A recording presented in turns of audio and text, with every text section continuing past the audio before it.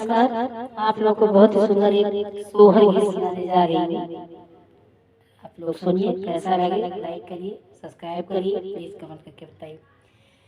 सातई पनवा के बिरवा मई विधि से लगाए, मई विधि से लगाए हो पिया, कब से सिरहने के ठाड़ बोलाए नाही, बोला डोलाए नाही डोले हो पिया, कब से सिरहने के ठाड़ बोलाए नाही, बोले डोलाए नाही डोले हो।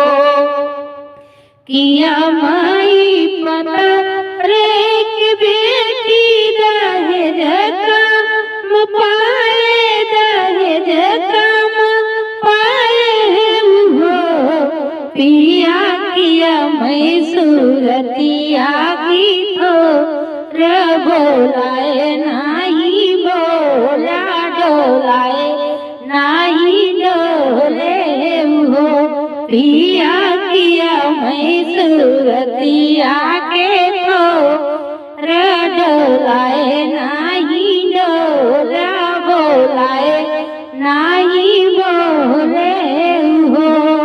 नहीं तू पतरे की बेटी दहेज भला पायू, दहेज भला पायू हो रनिया तोहरा सूरत बड़ा सुंदर, कौने आरत कहर हो रनिया तोहरा सूरत बड़ी सुंदर, कौने आरत कहर हो।